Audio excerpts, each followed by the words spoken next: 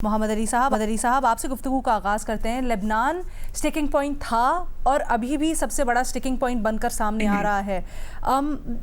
ये जो अभी रीसेंट हम देख रहे हैं अमेरिका की तरफ से इसराइल के ख़िलाफ़ बड़ी वोकल और सख्त अल्फाज का इस्तेमाल हो रहा है, आप क्या समझ रहे हैं इस वक्त? इसका क्या इम्पैक्ट होगा, इसका मकसद क्या है, और मोर इम्पॉर्टेंटली क्या अमेरिका रेन इन कर सकता है इसराइल को, या फिर आपको लगता है कि तने तनहा वो स्पॉइलर का किरदार अदा करता रहेगा? बहुत शुक्रिया अलीना, बहुत अहम सवाल किया आपने। देखें, इसके दो पहलू हैं। एक पहलू तो ये है कि अमेरिका और इसराइल के मफादात और इस जंग में मकासद क्या थे, और दूसरा ये कि इसराइल इस वक्त जो कर रहा है वो क्यों कर रहा है, और क्या अमेरिका जो है उस पर उसकी बेखनी या उसको रोकने में कामयाब होता है या नहीं। तो पहली बात से दूसरी बात बहुत अहम अंदाज में जुड़ी हुई है, क्योंकि देखें, ये तो बात वाज़े हो गई इस पूरी जंग के दौरान कि इसराइल ने अमेरिका को इस्तेमाल किया है हर अंदाज में अपने जुग्राफियाई इलाकाई मफादात और मकासद के हुसूल के लिए, और बहुत बुरी तरह अमेरिका की साख, अमेरिका की हार्ड पावर, अमेरिका की खारजा पॉलिसी, उसका इन्फ्लुएंस, उसकी सॉफ्ट पावर इस जंग में ज़ाया हुई है, और ख़ुद सदर ट्रंप का पॉलिटिकल कैपिटल भी काफ़ी ज़ाया हुआ है।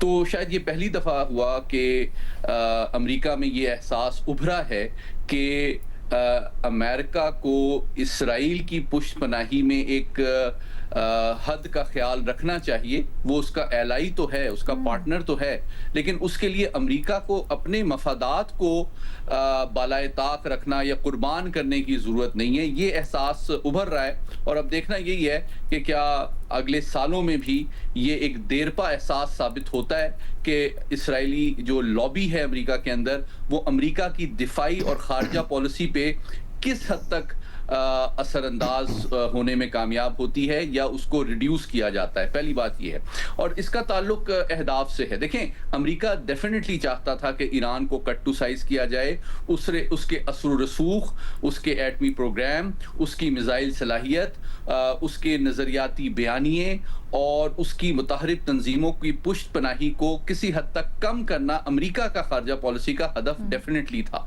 लेकिन इसराइल का एक ज़्यादा मैक्सिमलिस्ट एजेंडा था। वो इस जंग में, जिस तरह लेबनान से उसका ताल्लुक है, उसने अपनी एक्सपेंशनिज्म को भी इस जंग में भी मतलब एक तरह से परसू किया है, और कुछ हिस्से पे लेबनान के इस जंग के दौरान भी उसने कब्जा भी किया है। तो सिर्फ नस्ल कुशी का मामला नहीं है, और हिजबुल्लाह की फौजी सलाहियत को कमजोर करना वाहिद मकसद इसराइल का नहीं था।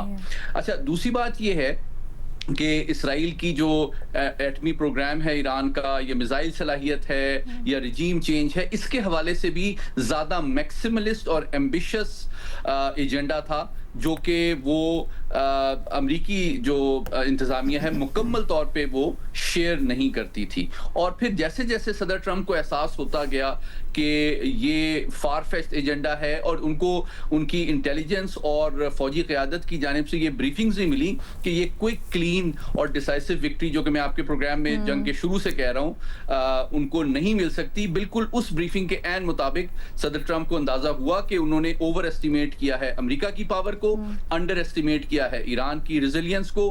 तो उन्होंने एक एस्ट्यूट बिजनेसमैन की तरह अपनी कोर्स करेक्शन की है, और उनको अंदाजा हुआ है कि इसराइल जो है वो उसके लिए अमेरिका को इस्तेमाल कर दिया गया है। अब इसराइल की तरफ आते हैं। इसराइल में के जो है लेबनान के हवाले से दो तीन मकासद हैं। एक तो डेफिनेटली वो हिजबुल्लाह की दिफाई सलाहियत को कमजोर करना चाहते हैं। दूसरा, 1948 से लेके आज तक हर जंग और हर कशीदगी को इसराइल ने इस्तेमाल किया है अपने एक्सपेंशनिस्ट एजेंडा के लिए। मैं ये वाजे करना इसलिए जरूर समझता हूँ कि बहुत से लोग बात करते हैं कि जी इसराइल को बहुत से ममालिक रिकॉग्नाइज कर चुके हैं, तो हमें भी हकायक को देखना चाहिए। तो मैं उनसे ये सवाल करता हूं कि आप 1948 के जोग्राफिये पर मुश्तमिल इसराइल को रिकॉग्नाइज करने की बात कर रहे हैं, या 2026 के जोग्राफिये पर मुश्तमिल इसराइल को रिकॉग्नाइज करने की बात कर रहे हैं, जो कि 4 ममालिक की अराजी पे काबिज है, जिसमें मौजूदा लेबनान का हिस्सा भी शामिल है। और आखिरी बात यह कि जो मौजूदा कशीदगी इस वक्त लबनान और इसराइल के दरमियान जारी है, उसमें भी उनका मकसद सिर्फ उसकी दिफाई इस्तेदाद को कमज़ोर करना ही नहीं था, बल्कि उसकी अराजी पे कब्जा करना भी है। और अनफॉर्चुनेट बात जिसकी वजह से जेडी वांस भी नाराज हैं, वो ये है कि इसराइल ने जंगबंदी की पॉसिबिलिटी मौजूद है अगर अमेरिका अपना असर रसूख और दबाव इस्तेमाल करे, लेकिन ये एक्सपेक्ट करना कि इसराइल ने जिस जमीन पे कब्जा कर लिया है उससे दस्तबरदार हो जाएगा, फौजों का इनखला हो जाएगा, तो मैं समझता हूं कि ये एक अनरियलिस्टिक एक्सपेक्टेशन होगी। अच्छा, ये बड़ा इंटरेस्टिंग है क्योंकि जहां हम बात करते हैं, जिस तरह आप भी कह रहे थे इसके एक्सपेंशनिस्ट एजेंडा की, वहाँ पहली दफ़ा हमने इतनी सख्त ज़बान देखी है जहाँ पर अमेरिका ये इसराइल के लिए ज़बान इस्तेमाल करता था या ये कहता था, जवाब पेश करता था कि इसराइल अपने दिफा में सारी कार्रवाइयाँ कर रहा है। वहाँ एजाज़ हमने जेडी वांस को ये कहते हुए सुना कि वो लोगों को मार रहे हैं और वो काबिज़ हो रहे हैं। बहुत सख्त स्टेटमेंट थी। क्या समझते हैं, क्या अमेरिका ये सिर्फ एक ज़ाहिरी तौर पर कर रहा है फार सपोर्ट, या फिर अमेरिका वाकई में इसराइल को रोकेगा? और क्या इसराइल अमेरिका अगर उस बैक ऑफ कर जाता है तो उसके बगैर भी अकेला कोई कार्रवाई कर सकता है या उसके लिए मुश्किल हो जाएगा? अलीना, अमेरिका के अंदर थिंकिंग पाई जाती है कि क्या अमेरिका की पॉलिसी खुद अमेरिका चला रहा है या अमेरिका की जो मिडल ईस्ट पॉलिसी है वो इसराइल के हाथ में है।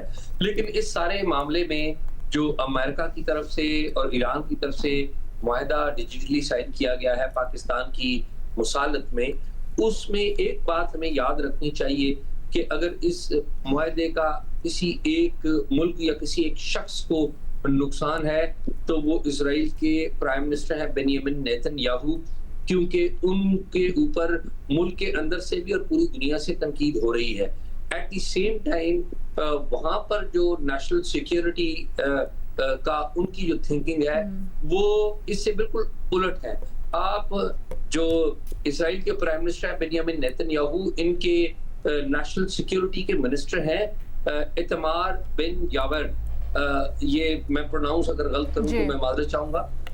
उन्होंने एक स्टेटमेंट दिया है which is very very important. उन्होंने कहा, इजरायली मीडिया में ये शाया हुआ, उन्होंने कहा कि हम इस मुआहदे के पाबंद नहीं है। और एट द सेम टाइम उन्होंने इसी स्टेटमेंट के अंदर कहा कि ईरान की जो न्यूक्लियर की फैसिलिटीज हैं, ईरान की जो हिजबुल्लाह है, ईरान की सपोर्टेड हिजबुल्लाह है और जो बाकी तंजीमें हैं, उनको डिसमेंटल जब तक ना किया जाए वो ठीक नहीं होगा। ये इनकी नेशनल सिक्योरिटी के लिए क्वेश्चन है।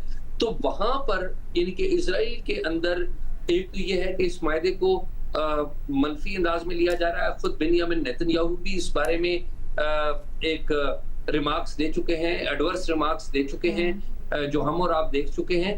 और जब ये मुआहदा सामने आया तो उसमें आपने देखा कि लेबनान का जिक्र है, और लेबनान में गुज़श्ता 24 घंटों के दौरान जो डेवलपमेंट्स हो रही हैं वो मैं और आप देख रहे हैं। हमें एक बात तो वाज़े तौर पे नजर आई, ये मुआहदा हुआ तो हमें नजर आया कि अमेरिका क्लियरली जो इजराइल की फॉरेन पॉलिसी है उसके जो इन्फ्लुएंस है उनसे निकला है। और आपको याद हो 1 जून को अमेरिका के जो प्रेसिडेंट हैं डोनाल्ड ट्रंप, उनकी prime minister Israel Benjamin Netanyahu से बात हुई थी और उन्होंने उनको एक काबिल एतराज एफ वर्ड है उसके साथ कहा, क्रेजी कहा, और फिर बाद में उन्होंने इंटरव्यू में उस बात की तस्दीक भी की कि मैंने उनको क्रेजी कहा है। और इतनी सख्त किस्म की जो गुफ्तगू है वो हुई। अभी आपने राइटली पॉइंट आउट भी किया कि जेडी वांस जो उनके वाइस प्रेसिडेंट हैं उन्होंने क्या स्टेटमेंट दी। तो हमें एक बात तो बड़ी वाज़े नजर आ रही है कि जो फॉरेन पॉलिसी है अमेरिका की, फॉरेन पॉलिसी उसने एक वाज़िया जिसे कहें कि सूरत हाल इख्तियार की है, वाज़िया शक्ल ली है इसराइल के इन्फ्लुएंस से हटकर। अब अगली बात ये कि क्या अमेरिका उनको रोक पाएगा? मेरे ख्याल में ये एक्सपेक्टेशन करना एक बहुत बड़ी एक्सपेक्टेशन होगी। तहम ये मुझे इस बात का जरूर यकीन है as a student of foreign policy कि अमेरिका अपनी जो सॉफ्ट पावर है उसको यूज करता रहेगा और इंतजार करेगा अक्टूबर तक, क्योंकि अक्टूबर में इलेक्शन हो रहे हैं और अब तक की सूरत हाल जो है वो इजराइल के अंदर जो इजराइल के प्राइम मिनिस्टर हैं वो इतने पॉपुलर नहीं। और मैं आखिरी वन लाइनर कहूंगा कि देखिए ये जो कॉन्फ्लिक्ट है इसने तमाम नेशंस के लिए एक बहुत बड़े सबक दिए, मिडिल ईस्ट के लिए भी सबक दिया है, अमेरिका को भी एक सबक, एक लर्निंग आई है, ईरान ने भी यकीनी तौर पे बहुत कुछ सीखा होगा। लेकिन मेरे ख्याल में एज ए मुस्लिम वर्ल्ड इस बात के ऊपर भी एक मुशावरत होनी चाहिए इन हाउस कि हम इसराइल के हवाले से क्या policy as a Muslim world अपनाई जाए ताकि पुरअमन बकाए बामी के साथ रहा जा सके। तो अच्छा। एक मेरे ख्याल में लेसन मुस्लिम वर्ल्ड के अंदर भी ये मौजूद है, क्योंकि अमेरिका के जो सदर हैं उन्होंने, आपको पता है कि मीटिंग जो हुई उसमें कहा था कि मैं चाहता हूं कि जो जो चाहता है कि ये मुआहदा साइन हो जाए वो इब्राहिमिक अकॉर्ड के ऊपर दस्तखत करे।